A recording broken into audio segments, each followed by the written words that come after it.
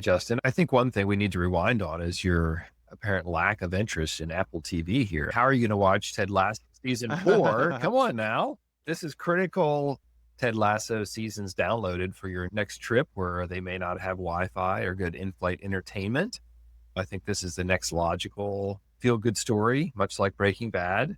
Maybe Breaking Bad wasn't exactly a feel-good story, but it was a good story.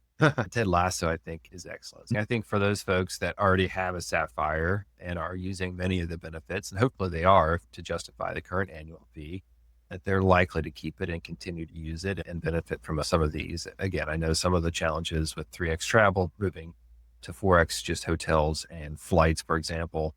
But I still think there's a lot of benefits there. At the end of the day, the math is an increase in annual fee of $245 for lots of benefits.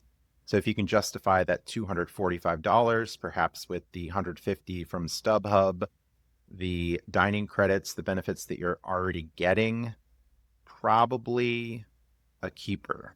But we don't have to decide until 2026, assuming that our renewal is on a favorable date. For those folks that already have the card, like you said, you have some time to test it out before you have to pay the increased annual fee.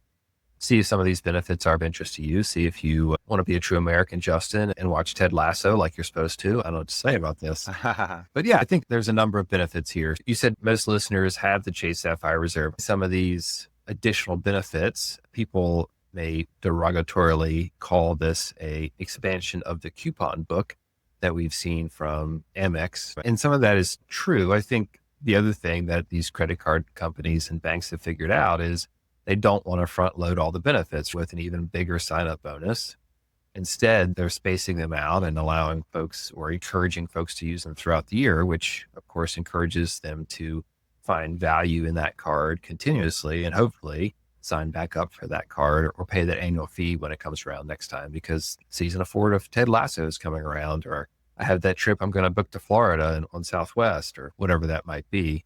I think it really does depend on what you're doing and how you're using it, and do it because it's going to work for you, not necessarily because it's the hot new card. There will be a hot new card next week or next month or next year. Probably all of those things, to be fair. Yes. So it's a bit of a math problem and keeping track of the benefits, using the benefits. And if you decide to downgrade, you can downgrade to the Chase Sapphire Preferred, keep your points transferability. So there's no need to cancel. I would definitely wait for the next annual fee to hit and then make a decision. It's also worth noting that Chase allows you to use points to offset the annual fee for the pay yourself back feature at 1.25 cents per point, maybe even higher at certain points. So that's an option